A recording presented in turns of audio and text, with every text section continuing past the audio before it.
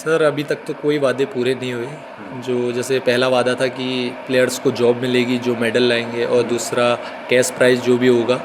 तो अभी तक तो सर कोई वादे पूरे नहीं करे गए हैं गवर्नमेंट की ओर से। अब आगे देखते हैं अगर वो करेंगे या नहीं करेंगे। आपने अपने जीवन में कितने गोल किए? नहीं है सर वहाँ, और ग्राउंड अच्छा है, फैसिलिटी अच्छी है सर, क्योंकि सीएम का शहर भी है सर, एमएलए, तो इसलिए उनने अच्छी फैसिलिटी कर रखी है सर, उसमें कोई दिक्कत नहीं है। पढ़ोगे लिखोगे रहोगे बेरोजगार, खेलोगे कूदोगे पाओगे रोजगार, ये ठीक हो ये भी सकता बोल सकते हैं, अभी भी बोल सकते सिल्वर मेडलिस्ट में तो मेरा सर जो पूरा कॉलोनी है वो पूरे आए थे, सारे पटाखे वटाखे फोड़े, तो ऑफकोर्स पापा मम्मी को बहुत प्राउड हो रहा है। तो अब वो बिल्कुल नहीं रोकते मेरे को स्पोर्ट्स के लिए। पहले थोड़ा रोकते थे, लेकिन जब से उनको रिजल्ट दिख रहा है तो वो खुद खुश है काफ़ी। में मिले थे, 2 बार मिले थे, मैन ऑफ द मैच मिले थे। एक गढ़वाल हीरोज़ की कप मिला था और एक और मैच में मिला था। एक एज में आने के बाद आपको जॉब देखनी पड़ती है, ये इसलिए, और घर वालों का प्रेशर होता है। आप 20-21 के बाद जाओगे तो घर वाले बोलेंगे कि आप कमा क्या रहे हो। अब उससे कमाई नहीं होगी, कुछ आपकी फुटबॉल खेलने से कमाई नहीं होगी, तो एक टाइम के बाद पापा भी बोलेंगे कमाई नहीं हो रही, कुछ नहीं हो रही है, तो जॉब कर। भी सर मेडल आप अगर यही बात 2 महीने 3 महीने पहले बोलते तो आप पे सब लोग हंसते। ये सर अब उत्तराखंड ने कर दिया है, तो अब एक जो ऑडियंस है उनको ट्रस्ट है हम पे। मेरे घर वाले मुझ पे प्राउड कर रहे कि हाँ कि मेडल ला रखा है, ठीक है। और जैसे जॉब आपकी, जो घर में मेरे बोलते थे कि जॉब देख ले, जॉब देख ले, जॉब देख ले, इससे अभी ऐसा हो रहा है कि जब उत्तराखंड सरकार ने ये बोलता है कि जॉब मिलेगी करके, तो उसके बाद से घर वाले भी थोड़ा सा है कि हाँ तू अभी खेल करके आगे। और फुटबॉलर की सबकी इच्छा यही होती है कि एक अच्छा ग्राउंड मिले करके। अब वो वहाँ पर गवर्नमेंट का है, वो तो गवर्नमेंट को देखना पड़ेगा। विधायक हैं माननीय कैबिनेट खेल मंत्री रेखा आर्या जी, तो उनसे इस वीडियो के माध्यम से मैं बस इतना कहना चाहता हूं कि आपने जो वादे किए हैं प्लीज़ उनको जल्दी से जल्दी धरातल पर उतारिए, ताकि जो खिलाड़ी। हाय नमस्कार प्रणाम, आप देख रहे हैं डिजिटल वाणी, मैं हूं आपके साथ डीजे दीपक जोशी। आज की वीडियो बड़ी खास है दोस्तों, क्योंकि आज हमारे साथ 2 ऐसे युवा हैं जो उत्तराखंड के भविष्य के तौर पर हम इन्हें देख सकते हैं खेलों में, क्योंकि उत्तराखंड का राजकीय खेल फुटबॉल है और फुटबॉल की लोकप्रियता धीरे धीरे बढ़ रही है। लेकिन जिस लेवल में क्रिकेट की लोकप्रियता है उस लेवल की अभी तक नहीं हो पाई है। लेकिन पिछले कुछ महीनों पहले जब 38वें राष्ट्रीय खेल उत्तराखंड में आयोजित हुए, उस समय उत्तराखंड फुटबॉल टीम ने जो अपनी मेहनत का प्रदर्शन दिखाया, उसे देखकर पूरे उत्तराखंडी खुश हो गए थे और उत्तराखंड फुटबॉल टीम की तारीफ सभी के जुबान पर चढ़ गई थी। तो ऐसे ही 2 फुटबॉल के खिलाड़ी जिन्होंने 38वें राष्ट्रीय गेम में यहाँ पर प्रतिभाग किया और उत्तराखंड में मजबूती से उत्तराखंड की टीम को फाइनल तक ले जाने में महत्वपूर्ण योगदान दिया, तो ऐसे ही 2 शख्स मेरे साथ अजय बिष्ट हैं जो गंगोली हाट के वैसे रहने वाले हैं मूल रूप से, और इस समय टनकपुर में रहते हैं। और इन्होंने बहुत मेहनत की, जर्सी नंबर इनका 16 है और बड़ी मेहनत करता है फुटबॉल के मैदान में। और दूसरे हमारे साथ हैं अभय बिष्ट, ये रामनगर उत्तराखंड के रहने वाले हैं और इन्होंने भी नेशनल गेमों में गोलकीपर की भूमिका निभाई है। और आप समझ सकते हैं गोलकीपर की कितनी महत्वपूर्ण भूमिका होती है, और ये है इनकी जर्सी नंबर है 33। पहले तो आप दोनों का सामूहिक रूप से बहुत बहुत स्वागत। कैसे हैं आप? बहुत बढ़िया, आप बताइए आप कैसे? बिल्कुल, आपका भी स्वागत। ये सामूहिक वीडियो हम इसलिए बना रहे हैं ताकि दोनों की बातें एक वीडियो में ही हो जाएं और से सामान्य बातचीत होने वाली है। तो सबसे पहले मैं तो यही जानना चाहता हूँ आप दोनों से ही, फुटबॉल खेलने की रुचि सर्वप्रथम कब और कैसे आप में आई? सर पहली बार जब मैं 8th क्लास में था, टनकपुर स्टेडियम में, जो हमारे कोच थे गौरव खोलिया करके, उनको देख के आई, क्योंकि वो बहुत डिसिप्लिन रहते थे, सुबह शाम टाइम पे आ जाना। तो मैंने उन्हीं को देख के स्टार्ट किया कि चलो फुटबॉल खेलते हैं। फर्स्ट टाइम मैंने टनकपुर में स्टार्ट किया। जी, आप क्या कुछ कहेंगे? मेरा तो ऐसा कोई कोच वोच वैसे रहे नहीं अभी तक। मैं स्टार्टिंग में मैंने अपने दोस्तों को देख के खेला। स्टार्टिंग में स्कूल में मैं स्कूल में था हल्द्वानी, पढ़ा यहीं से, बिड़ला स्कूल से पढ़ा है। तो मैं 6-7 में कोलकाता हमारी टीम जाती थी, तो उनको देखते देखते मेरे दोस्तों ने बोला कि खेल ले, गोलकीपर खेल ले, हमारे साथ चल ले। मैंने उस तरीके से अपना स्टार्ट किया था धीरे धीरे करके। फिर 10th पास हुआ। फिर उसके बाद मेरे थोड़े से कि सोचा कि आगे फुटबॉल खेलना आगे, तो फिर मैं उसके बाद मैंने हॉस्टल ज्वाइन करा था रुद्रपुर कॉर्बेट FC। तो मैंने वहाँ ज्वाइन किया था। वो भी मेरे साथ ही थे जो मेरे स्टार्टिंग में मैं जिनके साथ स्टार्ट किया था फुटबॉल स्कूल में, वो भी वहीं थे। तो उनके साथ स्टार्ट करते करते मैं यहाँ तक पहुँचा था। लेकिन मैं ये जानना चाहता हूँ, आप लोगों ने फुटबॉल को चुना, आखिर क्यों? आप क्रिकेट को भी चुन सकते थे और ये बैडमिंटन, टेनिस और भी गेम, लेकिन फुटबॉल में रुचि कैसे उत्पन्न हुई, पहले तो आप बताइए। सर फुटबॉल ऐसा है कि मतलब ज़्यादा लोग क्रिकेट को सपोर्ट करते हैं, फुटबॉल को कम करते हैं। लेकिन सर एक वो होता है ना बंदा की क्या लाइक है अपना, अगर हमें फ़ुटबॉल पसंद है तो हम फुटबॉल ही खेलेंगे। और सर बाकी उत्तराखंड में फ़ुटबॉल से प्रसिद्ध मेरे हिसाब से क्रिकेट है, लेकिन अब जब से नेशनल गेम हुए हैं 38 नेशनल गेम, उसके बाद लोग फुटबॉल को भी पसंद कर रहे हैं। जिस हिसाब से आप ऑडियंस देख सकते हैं 12,000 से 15,000 के बीच में, तो इससे पता चलता है कि उत्तराखंड में फुटबॉल का भी उतना ही विभाग बिल्कुल जितना। दर्शकों, हम आपको बताते हैं, जब हम गोलापार स्टेडियम में फाइनल का मैच आपको दिखाया था, कितनी भीड़ थी वहाँ पर। आप बताइए आपका कैसे हुआ, इस क्षेत्र में रुचि कैसे मेरा हुई? तो अपने दोस्तों की ऐसे ही हुआ था। हाँ। स्टार्टिंग में उनको देखते देखते उनके साथ ही खेलते खेलते स्कूल में मेरी रुचि बनी थी। हम्म। फिर उसके बाद धीरे धीरे जैसे जैसे खेला, उनके साथ खेलने में मज़ा आता, फुटबॉल खेलने में मज़ा आता था। तब उसके बाद रुचि आई मेरी उस खेलने में। कितनी उम्र रही होगी जब आप ये शुरुआत में आपकी रुचि इस क्षेत्र में बढ़ी? 14-15। 14-15 साल। आपकी कब कितनी? 13-14 साल में। मतलब आपको लगता है 13-14 साल की उम्र में लोगों की खेलों के प्रति ज़्यादा रुचि तो होती है, उस समय वह एक सही दिशा में जाएँ तो खेलों के प्रति बढ़ सकते हैं। जी सर, बिल्कुल सर। और सर हमने तो बहुत लेट स्टार्ट किया 13-14 साल, लेकिन जो और बच्चे हैं उनको 9-10 साल में स्टार्ट कर देना चाहिए, ताकि वो उत्तराखंड का नाम और आगे रोशन करें। बस ये। 38वें राष्ट्रीय खेलों में आप दोनों को ही प्रतिभाग करने का मौका मिला। आपके जीवन में कितना महत्वपूर्ण भूमिका निभा गए 38वें राष्ट्रीय खेल, और उसके बाद की ज़िंदगी में क्या कुछ परिवर्तन आ रहे हैं? सर नेशनल गेम्स में मेडल उत्तराखंड का, अगर आप ये नेशनल गेम स्टार्ट होने से 2 महीने बाद पहले कहते तो सबको इम्पॉसिबल टाइप का लगता, क्योंकि उत्तराखंड का मेडल पड़ना बहुत बड़ी बात है। लेकिन सर जो हमारे कोचेज़ हैं, जैसे जतिन सर थे, जतिन बिष्ट, भुवन जोशी सर, और हमारे कीपर कोच थे सर, उनने बहुत मेहनत करी है। एटलीस्ट 3 साल से हमारी टीम एक साथ प्रैक्टिस कर रही है, सेम कोचेज़ है, तो उनका भी बहुत बड़ा योगदान है सर इस चीज़ में। और अभी जैसे मेडल पड़ रहा है तो बहुत गवर्नमेंट ने भी बहुत प्रॉमिस करे है जॉब का, ये सब का, तो उसी के लिए सर हम लोग वेट कर रहे हैं कि अगर गवर्नमेंट अपने वादे पूरे करती है जॉब का और जो भी उनने कैश प्राइस कहा है, तो उसमें हमें बहुत फ़ायदा मिलेगा सर।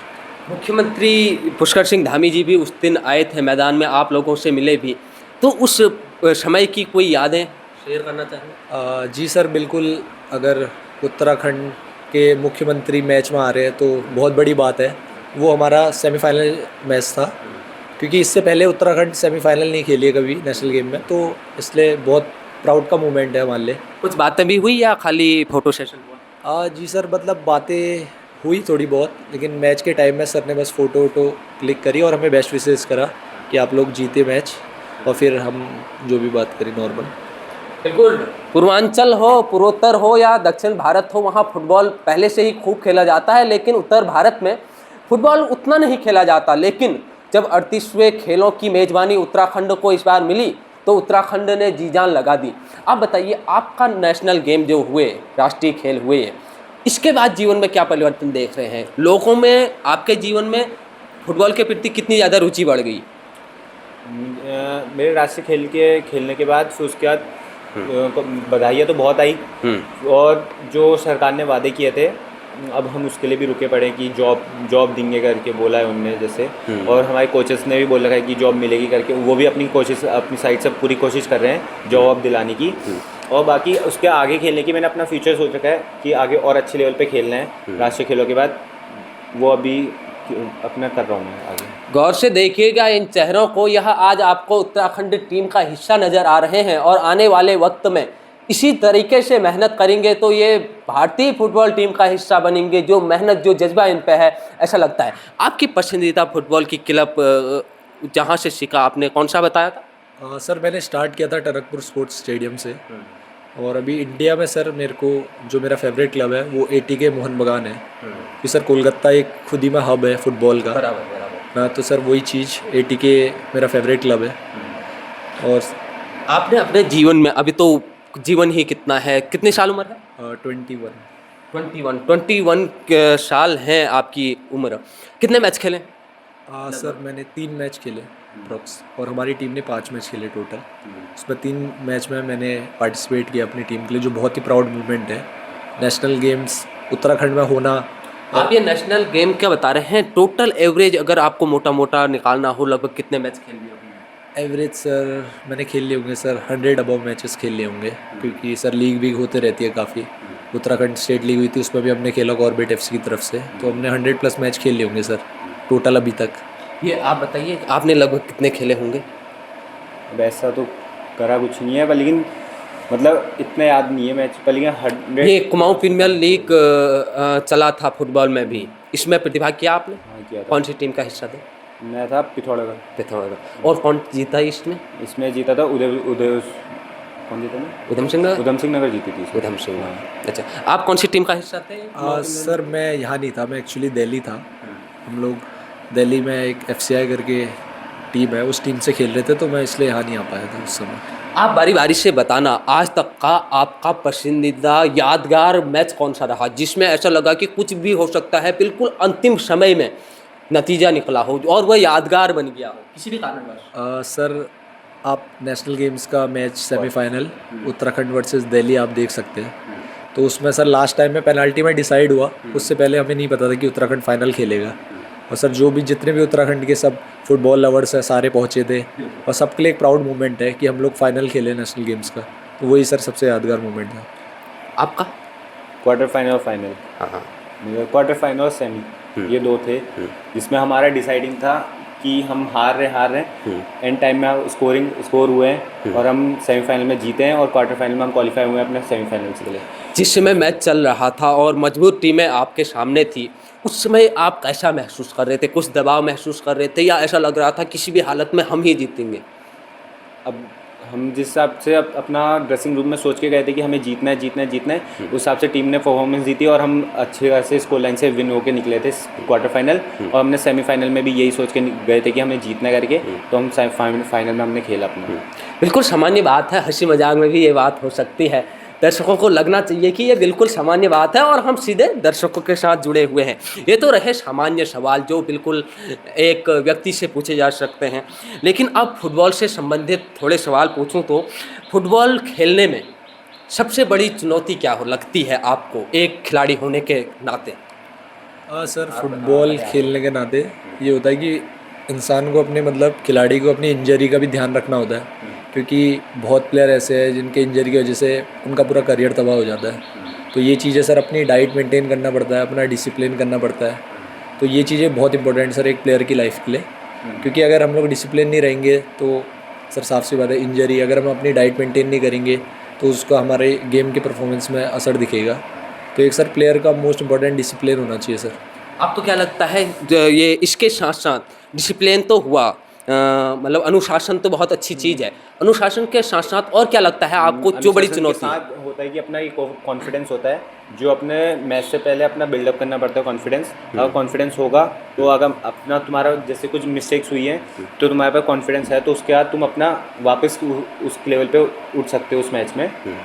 जो गलतियाँ की हैं वापस नहीं होगी वो गलतियाँ, बस अपना कॉन्फिडेंस हाई रखना पड़ता है उस चीज़ में। आप निजी रूप से अपने गेम को बेहतर बनाने के लिए क्या क्या करते हैं? जैसे खुद की जो मैच होते हैं उनको एनालिसिस करके अपना मैच देखना, जो मिस्टेक्स किए हैं उसको वापस रिपीट ना करें, वो चीज़ें होती हैं। और जैसे कोई सीनियर बोल रहा है कि हाँ तेरी ये मिस्टेक्स हैं, तो उसको वापस ध्यान में रख के अपनी मिस्टेक्स को याद रख के उससे सीखो चीज़ें। और लगातार जो बड़े खिलाड़ी खेलते हैं उनको देख के पसंदीदा खिलाड़ी कौन है आपके फुटबॉल में? Manual Noire. और आपके? सुनील छेत्री जी, जो इंडिया के कैप्टन भी है अभी, सुनील छेत्री जी सर, वही मेरे मतलब फेवरेट प्लेयर है। वो शायद बहुतों के होंगे इंडिया में जी सर।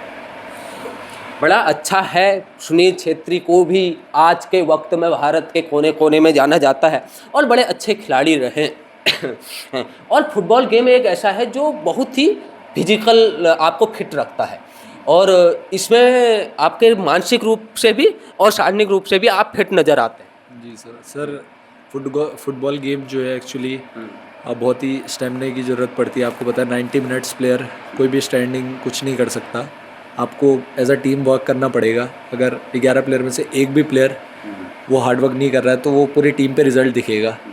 और सर 90 मिनट खेलना, उसमें थकना और मेंटलिटी आपकी कैसी है ये भी डिपेंड करता है कि आप थक रहे हो उसके बाद भी आप अपने आप को पुश कर रहे हो अपनी लिमिट्स को, तो वो चीज़ सिर्फ एज अ फुटबॉलर बहुत मायने रखती है। बिल्कुल, टीम वर्क किसी भी क्षेत्र में हो, चाहे कंपनी के कर्मचारी हों, क्रिकेट के मैदान में खिलाड़ी हों या फुटबॉल के मैदान के खिलाड़ी हों, जब तक का टीम वर्क नहीं होगा तब तक का जीत असंभव जैसी ही लगती है। टीम वर्क होगा मतलब टीम एकजुट होकर खेलेगी तो जीत निश्चित ही लगती है। तो आपस में कभी ऐसा भी होता है कि उस समय तो चलो टीम ने खेल लिया, बाद में कभी यार तूने अच्छा नहीं खेला, तूने अच्छा नहीं खेला, कुछ आपस में बात होती होगी? हाँ बिल्कुल सर, बिल्कुल होती है। और जैसे बताते हैं तो सर दूसरे के भले के लिए ही बताते हैं, साफ सी बात है। एक टीम वाला है, कोई बोल रहा है तो हमें सुन लेना चाहिए, ताकि अगर हम कभी उसको बताएं तो वो भी सुने। ऐसा सीनियर जूनियर में चलते रहता है सर। अगर कोई सीनियर है वो हमें समझा रहा है तो हमारे भले के लिए ही समझा रहा है। जैसे कोच समझाते हैं वैसे ही सीनियर समझा रहे हैं, तो ऑफकोर्स सर होता है, 100% होता है। लेकिन जब आप ये फुटबॉल में कितना समय देते हैं दिन का लगभग? सर अप्रॉक्स 3 आवर्स की ट्रेनिंग मॉर्निंग में और 2 आवर्स की ट्रेनिंग इवनिंग में। अभी सर मतलब जब स्टार्ट किया था तब इतना करा था, अभी प्रोफेशनल लाइन में आ गए तो थोड़ा एक ही सेशन, नहीं सर एक ही सेशन करते हैं थोड़ा, जैसे इवनिंग में कर लेकिन लिया। हाँ, बिल्कुल आप मैं ये जानना चाहता हूँ, इतना समय आप लोग देते हैं, लेकिन एक चुनौती मुझे लगती है ऐसी हो सकती है कि घर वाले कहें कि आप लगातार फुटबॉल में ही ध्यान दे रहे हो, उसके साथ साथ पढ़ाई भी करो। आपने इस स्थिति से कैसे उनको समझाया और कैसे निपटे? वो तो होता ही है, पर लेकिन ये बात अच्छी है मेरे घर की कि मेरे घर वाले बहुत सपोर्ट करते हैं मुझे पीछे से कि तू कर जो करना है। बट वो ये बोलते हैं कि अपनी पढ़ाई साथ में लेके चल, ये बोलते हैं। तो उनको मैनेज कर, पापा मम्मी दोनों सपोर्ट करते हैं मुझे अच्छे से, भाई भी सपोर्ट करता है। तो उसमें कोई मुझे आज तक प्रॉब्लम नहीं आई कि किसी ने कोई रोक टोक करी खेलने के लिए, वो पापा मम्मी ने। बस क्रिकेट खेलने वाले तो जगह जगह मिल जाते हैं। जब आप अपने गांव रामनगर जाते हैं तो वहाँ पर ग्रामीण क्षेत्र रामनगर का हुआ, अभी उभरता हुआ एक शहर है, तो उस समय खिलाड़ियों को चुनना और ढूंढना मुश्किल होता है या आसानी से मिल जाते हैं जिस नहीं, तरीके से? ऐसा नहीं है। रामनगर में भी ऐसा नहीं है कि मतलब सब वहाँ पे भी सब फुटबॉल खेलते हैं। वहाँ पे से ज़्यादातर लोग महाराणा प्रताप स्पोर्ट्स हॉस्टल है गवर्नमेंट का देहरादून में, ज़्यादातर रामनगर के ही बंदे आपको लड़के वहाँ पे आपको खेलते हुए मिलेंगे फुटबॉल, क्योंकि और रामनगर से ही अच्छे अच्छे प्लेयर बाहर निकले हुए हैं फुटबॉल से। अगर मैं एक फुटबॉल खिलाड़ी से पूछूं फुटबॉल खेलने के फ़ायदे क्या हैं, क्योंकि मैं घर में बैठा हूं और मुझे लगता है टीवी में मैं फुटबॉल देखता भी हूं, मुझे लगता है मेरे को खेलना चाहिए, फिर मैं सोचता हूं क्या ही फ़ायदा होगा। एक खिलाड़ी क्या सोचता है इसके बारे में हमारे दर्शकों के लिए? अब फुटबॉल खेलने से पहली बात आप तो फिट रहोगे, ठीक है। आपकी मतलब जो भी चीज़ें रहेंगी, मतलब आप ओल्ड एज तक भी अच्छे फिटनेस रहेगी आपकी, आप रनिंग कर सकते हो, आपके जो घुटनों का दर्द होगा वो नहीं रहेगा ज़्यादा, ठीक है। और आप अच्छी डाइट लोगे तो फिट ही रहोगे, इतना होता है। आप ये बताइए, आजकल उत्तराखंड है हमारा छोटा सा राज्य, इतना प्यारा खूबसूरत राज्य है, आप जैसे खिलाड़ी हमारे पास हैं, लेकिन इसमें एक दुर्भाग्य कहूँ या जो भी मान लो कि नशे का कारोबार लगातार बढ़ रहा है, लोग इसके तरफ आकर्षित भी होते हैं। जो फुटबॉल खेलने वाला व्यक्ति होता है उसको नशे से दूर रहना चाहिए, वह तो हर किसी को, लेकिन अगर कोई फुटबॉल खेलता है और नशा भी करता है, क्या ये संभव है? संभव है सर कि कोई प्लेयर फुटबॉल भी खेलता है और नशा भी करता है, लेकिन वो उतने अच्छे लेवल तक नहीं खेल पाएगा सर अगर नशे को ज़्यादा वो करेगा, क्योंकि नशा एक ही चीज़ का होना चाहिए, या फिर सर आप सिगरेट विगरेट का नशा कर लो या फिर फुटबॉल से प्यार का नशा कर लो। और बाकी सर अगर आप नशा करते हो तो आपकी परफॉर्मेंस में 100% इम्पैक्ट करेगा, कि आप अगर रोज़ की सिगरेट पी रहे हो तो ऑफकोर्स आप ट्रेनिंग में वो चीज़ नहीं दे पाओगे जो अदर प्लेयर्स अच्छी डाइट लेके कर रहे हैं। तो 100% सर बिल्कुल प्रभाव पड़ता है सर। जो पूरी दुनिया में गेम खेले जाते हैं, ओलंपिक गेम हो गया जिसमें इस तरीके के गेम होते हैं, उसमें एक आरोप लगता है कि कुछ देशों के कुछ खिलाड़ी नशा करके वहाँ पर आते हैं और कुछ ऐसा भी नशा करते हैं जिससे उनकी क्षमता कुछ घंटों के लिए बढ़ जाती है और उस कारण से वो जीतते हैं। क्या ये सच में होता होगा? हाँ सर, ऑफकोर्स होता है ये। अब ऐसा कर दिया सर, स्पोर्ट्स में एक डोपिंग टेस्ट होता है, तो उससे सर प्लेयर का पहले पता चल जाता है। ये नेशनल गेम में भी था सर, उसमें से वो सिलेक्ट करते एक प्लेयर कि इसने कुछ लिया तो नहीं है ड्रग्स व्रग्स, तो उसको ले जाते हैं, ऑफकोर्स उसका टेस्ट होता है। तो फिर जैसे उत्तराखंड से भी लड़के लिए थे लेकिन सबका नेगेटिव आया था, अगर वो बाई चांस पॉजिटिव आ जाता तो आपकी टीम डिस्क्वालीफाई है। तो ये चीज़ होता है सर, डोपिंग टेस्ट कहते हैं उसको। नाडा एक टीम है, एक बंदा भी गलती करे पूरी टीम को उसकी सज़ा मिलेगी। बिल्कुल सर, अगर एक बंदा भी गलती करेगा तो पूरी टीम बाहर हो जाएगी सर। ऑफकोर्स ये है चीज़ है, और इसके लिए एक कमेटी बनाई है सर उन लोगों ने, नाडा, वो ये चीज़ टेस्ट वेस्ट करती है सर। बहुत बढ़िया है और यह होना भी चाहिए। अब जैसे हम लोग खाली होते हैं तो मैं तो सो जाता हूँ रूम में। जब भी मैं खाली समय में होता हूँ मैं सो जाता हूँ, मुझे कोई दुनिया से लेना देना नहीं।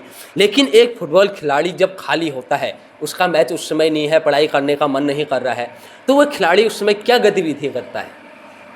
ऐसा होता है या कि आप क्या करते हैं? आप सबकी तो नहीं कह सकते, आप अपनी कह सकते हैं। प्रैक्टिस हुई है, उसके बाद तो हमारा भी होता है कि प्रॉपर खाना डाइट लेके उसके बाद रेस्ट ही होता है, क्योंकि फिर उसके बाद जो शाम का इवनिंग का सेशन होता है उसके लिए भी रिकवर होना होता है। तो हमारा भी यही रहता है कि मतलब फ्री टाइम है तो या तो रेस्ट कर लो अच्छे से, डाइट वाइट लेके फिर उसके बाद प्रॉपर रेस्ट लो। एक खिलाड़ी को डाइट में क्या क्या लेना चाहिए और किस तरीके से डाइट लेनी चाहिए उसको? अपना एक न्यूट्रिशन होता है, न्यूट्रिशन डाइट्स होती हैं, जैसे प्रोटीन हो गया आपका और मल्टीविटामिन्स हो गई, वो आपको आप ले सकते हो, ठीक है। और आपका जो घर का खाना होता है वो तो आपका प्रोटीन होता ही अच्छा खासा, आप वो जितना खाओगे आपको प्रोटीन उतना मिलेगा ही। तो आप कह रहे हो घर का खाना ज़्यादा प्रमुखता से खाना चाहिए न कि बाजार का, ऐसा आपका मानना है? तो आप सबसे ज़्यादा पसंद क्या करते हो खाने में? मैं हरी सब्जी। हरी सब्जी। और हरी सब्जी के तो बड़े फ़ायदे हैं, आप क्या पसंद करते हैं? सर मैं डोसा करता हूँ, फेवरेट फूड भी है सर और हेल्दी भी है, ऑफ कोर्स हेल्दी है सर। डोसा इडली वो सर टेस्ट भी आ जाता है और हेल्दी भी है सर। और उसी की जगह सर अगर चाउमीन मोमो खाएंगे तो आपको पता है सर बहुत ही हाइजीनिक है वो चीज़, और मैं रिकमेंड भी करूँगा कि जो जो नए बच्चे ये चीज़ें खाते हैं नहीं खानी चाहिए बिल्कुल भी सर। ये तो रही अभी तक की बात, लेकिन अभी तो शुरुआत है। आपकी 21 साल उम्र बताई, आपकी कितनी है? 21। 20 अभी 20 ही है, 21 लगी नहीं है। हाँ। तो जितने साल उत्तराखंड को नहीं हुए उससे भी कम है, लेकिन अभी तो आपने बहुत बड़ी मंजिल तय करनी है। तो अब आगे कैसे एक सफलता की सीढ़ी में आप चढ़ें, या ये आगे की क्या योजना बना रहे हैं ये कहूँ तो क्या है आगे की योजना? आगे की योजना तो यही है कि अच्छे लेवल आप थोड़ा सा माइक ऊपर कर लीजिए। आगे की योजना तो यही है कि अच्छे लेवल पे खेलना है अभी। जैसे आई लीग, ISL और 3rd डिवीज़न 2nd डिवीज़न होती हैं सब, ये उसमें जाने की पूरी कोशिश कर रहा हूँ। तो उसमें आगे चल के देखो इन फ्यूचर क्या होता है हमारा। तो उसमें भारतीय टीम का हिस्सा बनने के लिए और कितनी मेहनत करनी पड़ेगी और आपको कितना और ज़्यादा समय देना पड़ेगा? सर अगर भारतीय टीम का हिस्सा बन रहे हैं तो ऑफ कोर्स आपको पूरे इंडिया में बेस्ट होना पड़ेगा, क्योंकि अगर हम लोग उस टीम में नहीं है तो हम पे कुछ कमियां हैं और हम डे बाय डे उसको इम्प्रूव करेंगे। ऐसा नहीं है कि सर कि आज हम लोग नेशनल गेम में मेडलिस्ट ला गए और कल इंडिया टीम में हो गए। जो इंडियन टीम में है उनकी मेहनत ऑफ कोर्स 4-5 साल 10 साल 15 साल से वो मेहनत कर रहे हैं, और हम भी उसी प्रोसेस में है सर कि हम लोग और अच्छा मेहनत करें और इंडिया टीम में सिलेक्ट हो जाए। बिल्कुल, दो चेहरे मेरे साथ बैठे हैं, अजय बिष्ट गंगोली हाट वर्तमान में टनकपुर और अभय बिष्ट रामनगर। आप गोलकीपर हैं और आप खिलाड़ी हैं, आपने अपने जीवन में कितने गोल किए? सर मैं डिफेंडर पोजीशन में खेलता हूँ, लेकिन फिर भी मैंने जो प्रोफेशनल मैच में संतोष ट्रॉफी खेली है उसमें मैंने एक गोल किया था कर्नाटका के अगेंस्ट 2020 में। तो सर वही मेरा एक गोल था, और वैसे मेरी पोजीशन राइट बैक है सर। गोलकीपर की प्रमुख कार्य क्या होता है, भागीदारी क्या होती है, और आपने कितने गोल किए? मेरे आज तक तो गोल किए नहीं है, बट वैसा है कि ज़्यादातर गोलकीपर की प्रमुखता ये होती है कि गोल सेव करे, अपने गोल को बचाए, बस यही रहता है। बिल्कुल, गोलकीपर का कार्य सबसे पहले यही है कि गोल जाने न दें, चाहे हमसे जाए न जाए वो अलग बात है, लेकिन दूसरी टीम डाल ना पाए गोल में। बस तो कितनी चुनौती होती है, और खिलाड़ी तो चलो इधर उधर दौड़ते हैं बॉल को लेके, एक सबसे प्रमुख फोकस जो होता है गोलकीपर पे होता है, सभी टीम का भी और वहाँ हजारों बैठे हुए दर्शकों का भी। उस समय क्या चलता है आपके मन में? केवल बॉल ही दिखती है या कोई और चीज़ ही चलता है? नहीं, उस समय हमें जैसे बॉल चल रही है उसके बाद हमें अपनी जो मेरी डिफेंस लाइन होगी उसको अपना पूरा मेंटेन करना है कि कैसे हम बॉल को मेंटेन कर सकें। तो उस चीज़ में हम देखना पड़ता है, बॉल को भी देखना पड़ता है, डिफेंस लाइन को भी देखना पड़ता है, पूरी टीम को बोल के खिलाना पड़ता है। तो ये ज़्यादातर भूमिका गोलकीपर की रहती है कि पूरी टीम को बुला के खिलाए, क्योंकि पीछे से सब सारी पोजीशन दिखती हैं तो पूरा बोल के खिलाना पड़ता है अच्छे से। अगर गोलकीपर बोल के खिलाएगा तो पूरी टीम खेल भी सकती है अच्छा उससे। गोलकीपर की बहुत महत्वता वहाँ पर बढ़ जाती है। अब बताइए, जब पुरस्कार मिलता है आप खिलाड़ियों को, पुरस्कार तो हर किसी को अच्छा लगता है, लेकिन जब खिलाड़ियों को मिलता है, मंच में बुलाया जाता है, वो एक स्वर्णिम पल एक खिलाड़ी के लिए होता है। तो आपको कितनी बार पुरस्कार मिला है? मुझे दिल्ली लीग में मिले थे, 2 बार मिले थे, मैन ऑफ द मैच मिले थे। एक गढ़वाल हीरोज़ के खिलाफ मिला था और एक और मैच में मिला था, वो दूसरी टीम का नाम याद नहीं है। उस समय मेरे लिए पर्सनल वो मेरे लिए वो था, बेस्ट था कि हाँ मैंने अपना बेस्ट करके दिया तो मुझे मैन ऑफ द मैच मिला है। ठीक है, और अब आगे चल के भी यही अपनी परफॉर्मेंस देता रहूँगा कहीं ना कहीं, तो मेरे और मिलेंगे तो वो तो अच्छी बात है। आप कौन से पुरस्कार को इसमें याद कर रहे हैं जब वो बात कर रहे हैं? Sir of course national games के जो हमारा सिल्वर मेडल था उसको याद कर रहे हैं, और वही प्राउड का मोमेंट है सर। क्योंकि सर ऐसे लोकल टूर्नामेंट में तो बहुत हमें मतलब ट्रॉफी सब घर से भरी है, लेकिन एक जो नेशनल गेम्स का मेडल है, जो इंडिया की टॉप 8 टीम्स थी उसमें मेडल पाना वो अलग ही खुशी है। और वो सर हमारे लिए नहीं, पूरे उत्तराखंड के लिए एक मेमोरियल थिंग है कि बंदा कभी भूल नहीं पाएगा, और उनको याद रहेगा कि 2024-25 में उत्तराखंड की टीम सिल्वर मेडल लाई है। और वो आप सर ऑडियंस के उससे आपने देखा ही होगा कि वो लोग कितने खुश थे। वैसे कोशिश तो सर गोल्ड की थी, लेकिन सिल्वर ही आ पाया, तो वो उत्तराखंड के लिए वो सिल्वर भी गोल्ड से कम नहीं था। और एक व्यक्ति को प्रेम होता है, हर किसी व्यक्ति को, किसी को जानवर से, किसी को अपनी गर्लफ्रेंड से, किसी को अपने माता पिता से, और किसी को खेल से। और ये दो चेहरे ऐसे हैं, और उसे भी प्रेम होगा, मैं ये नहीं कह रहा हूँ, लेकिन इनका खेल से सबसे ज़्यादा प्रेम है, ऐसा मुझे लगता है। ठीक है, बिल्कुल सर, बिल्कुल 100% सर। अगर एक नॉर्मल आदमी, जैसे आप सर कुछ जॉब कर रहे हो, वैसी वो हमारी जॉब है सर। अगर हम सुबह उठ के फुटबॉल या शाम को उठ के फुटबॉल नहीं खेलेंगे तो मुझे नहीं लगता सर 2-3 दिन से ज़्यादा सर्वाइव कर पाएंगे। हमें कहीं ना कहीं कुछ ना कुछ होगा कि हाँ ग्राउंड ढूंढ लेंगे आसपास। अगर हम घर से कहीं वेकेशन में भी जा रहे हैं तो हम लोग आसपास ये रहेगा कि हाँ ग्राउंड ढूंढेंगे, अपना फिटनेस करेंगे, फुटबॉल खेलेंगे ही खेलेंगे। ऐसा है सर नॉर्मल, मतलब एक खिलाड़ी के लिए ये फुटबॉल नहीं सर, कोई भी गेम हो, क्रिकेट विकेट, सब चाहते हैं कि हम खेलते रहे, जुड़े रहे इससे। क्योंकि सर मतलब अगर हम कभी भी अपना 4-5 दिन का भी गैप ले ले तो हम ये नहीं चाहते कि हमसे आगे निकल जाए, तो हमें उस रेस के लिए रोज़ प्रैक्टिस करनी पड़ती है। बिल्कुल।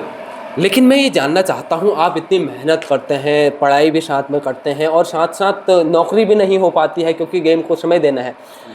आपने कहा कुछ समय पहले, अभी थोड़ी देर बातचीत में, कि धामी जी ने हमसे ये कहा कि आपको नौकरी के अवसर मिलेंगे।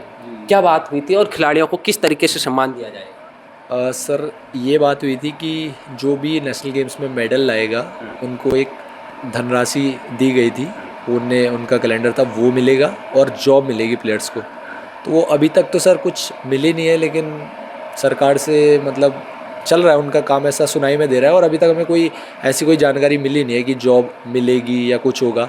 ये वादे पहले करे गए थे, अभी तक कुछ पूरा नहीं हुआ है सर।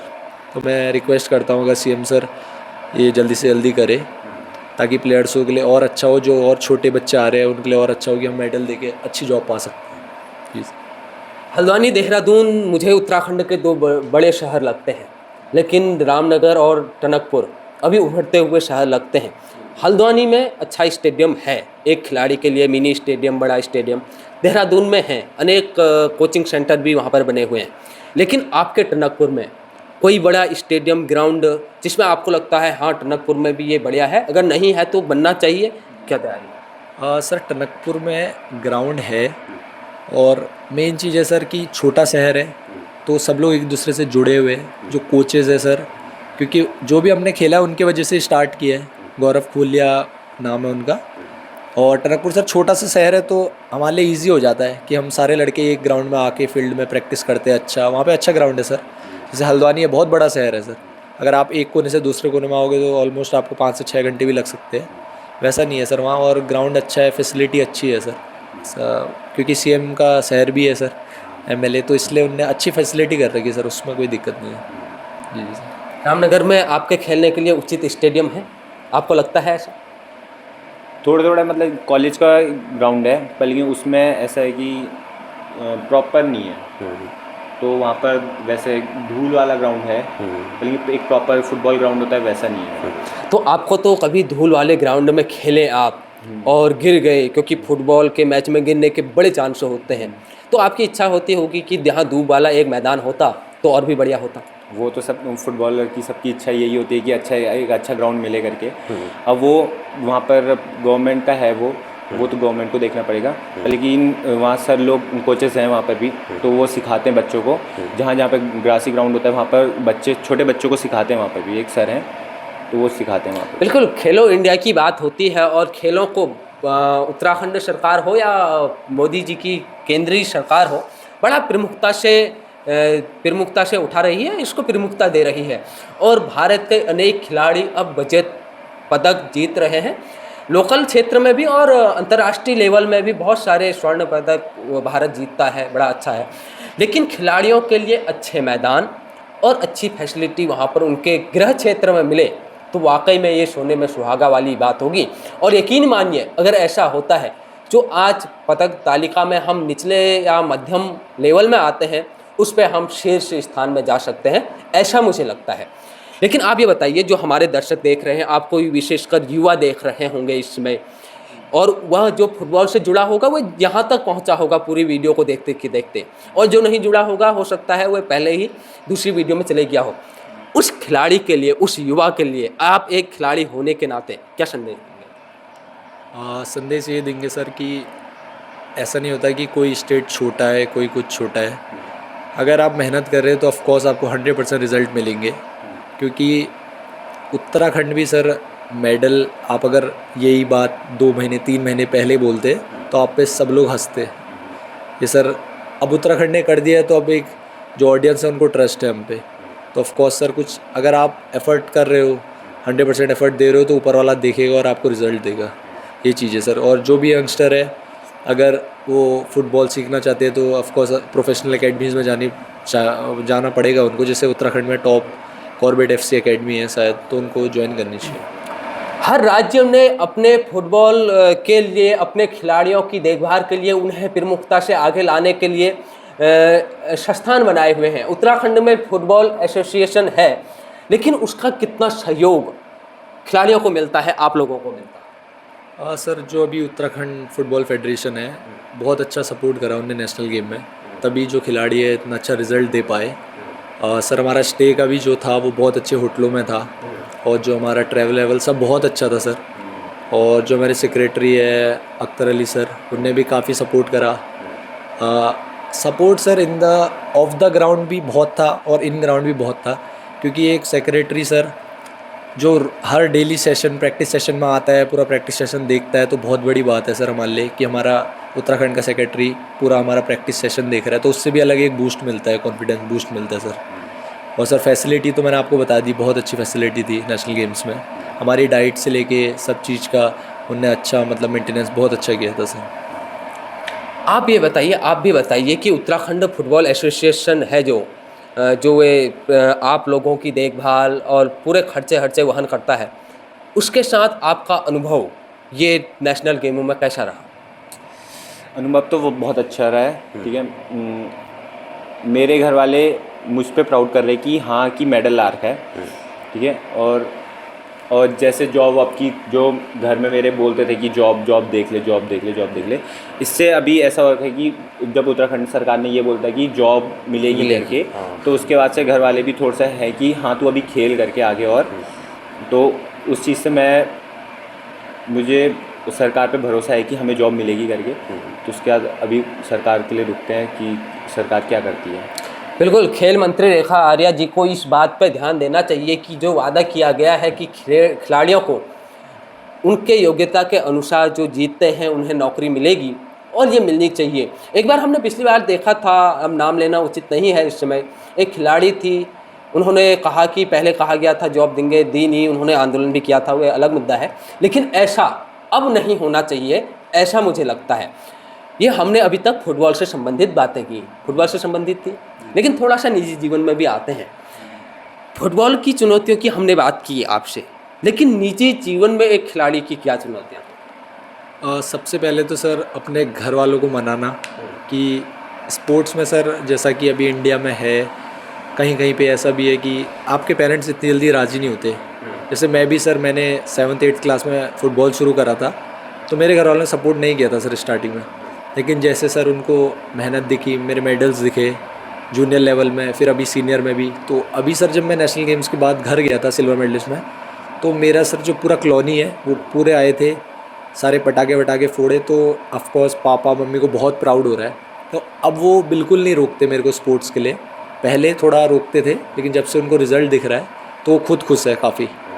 और जब से गवर्नमेंट ने ये अलाउ करा है कि जॉब मिलेगी ये, तो वो बहुत ही खुश है। तो अब वो इस चीज़ में रोक टोक नहीं करते बिल्कुल भी। बिल्कुल, खिलाड़ी केवल अपने लिए नहीं खेलता, अपनी टीम के लिए नहीं खेलता, वह खेलता है अपनी कॉलोनी के लिए, अपने शहर के लिए, अपने ज़िले के लिए, अपने राज्य के लिए, अपने देश के लिए। ये एक खिलाड़ी की योग्यता होती है, काबिलियत होती है। आपको इनकी चुनौती, इनको घर वालों को मनाना पड़ा। आपने शुरुआत में ही कह दिया था कि घर वालों ने फुल सपोर्ट पहले से किया। आपको क्या करता है? आप अपना खर्चा वहन करने के लिए किस तरीके से घर वालों को मनाते हैं? देखिए, अब वो सपोर्ट वाली बात तो अलग है, सपोर्ट करते हैं वो तो है। मैं बोलता हूँ कि हाँ, क्योंकि मेरे पापा भी एथलीट थे पहले, तो उसके बाद से कोई नहीं था। पापा बोलते थे कि स्पोर्ट्स में जा, क्योंकि मेरा बड़ा भाई है वो पढ़ाई में अच्छा, तो उसने पापा ने बोला कि स्पोर्ट्स में जा, तो ऐसा कुछ नहीं था। बट अब एज होती है, एक एज में आने के बाद आपको जॉब देखनी पड़ती है, ये इसलिए, और घर वालों का प्रेशर होता है। आप 20-21 के बाद जाओगे तो घर वाले बोलेंगे कि आप कमा कर रहे हो, अब उससे कमाई नहीं होगी, कुछ आपकी फुटबॉल खेलने से कमाई नहीं होगी, तो एक टाइम के बाद पापा भी बोलेंगे कमाई नहीं हो रही, कुछ नहीं हो रही है, तो जॉब कर। और फिर उसके बाद वही होता है, प्रेशर होने लग जाता है कि हाँ, घर वाले भी बोल रहे हैं, घर वाले भी हैं, तो कब तक होगा ऐसे बिना कुछ, घर वालों को ना कुछ दे रहे हैं ना कुछ कर रहे हैं, घर वालों का खर्चा मांग ही रहे हैं। मांग रहे हैं सिर्फ, तो वो भी होता है। पहले से कहा जाता था, आपने बचपन में सुना होगा ना, आप तो ग्रामीण क्षेत्र के रहने वाले लोग हैं, खेलोगे कूदोगे बनोगे खराब, पढ़ोगे लिखोगे होगे नवाब। लेकिन ये शुरू अब पूरा बदल गया है। अभी भी ऐसा सुनने को कहीं मिलता है गाँव में? कहीं कहीं होता है, बट मैं अच्छी मेरी पता नहीं, पापा मेरी बहुत अच्छी सोच है कि खेलेगा तो बहुत अच्छे लेवल पे जाएगा। और अब बदल गया है जो सारे हैं मेरे, मतलब मौसी, इन सब की सोच अच्छी कि हाँ, खेलेगा तो अच्छे लेवल पे और अच्छी ज़िंदगी जी सकते हो, ये है। इसकी वजह से मैं बहुत अपने अच्छा खेल रहा हूँ यार। तो आपकी बातों से मेरे को ऐसा लग रहा है कि पढ़ोगे लिखोगे रहोगे बेरोजगार, खेलोगे कूदोगे पाओगे रोजगार, ये ठीक हो सकता है। अभी भी बोल सकते हो कि स्पोर्ट्स कोटा है, अभी बहुत जगह पे स्पोर्ट्स कोटा है। FCI लगा लो, रेलवे लगा लो, पुलिस लगा लो, आपको हर जगह स्पोर्ट्स कोटा मिलता है। आप नेशनल खेलिए, आप वहाँ सर्टिफिकेट लगाइए और अपना कंपटीशन निकालिए, आपको जॉब मिल सकती है। जहाँ तक यही होता है। आप हमारे दर्शकों से, क्योंकि ये विस्तार से आप, क्योंकि 2 लोग आप बैठे थे, थोड़ी विस्तार से तो हो ही गई, अपनी दिल की क्या बात कहना चाहते हैं? बिल्कुल फ्री माइंड करके।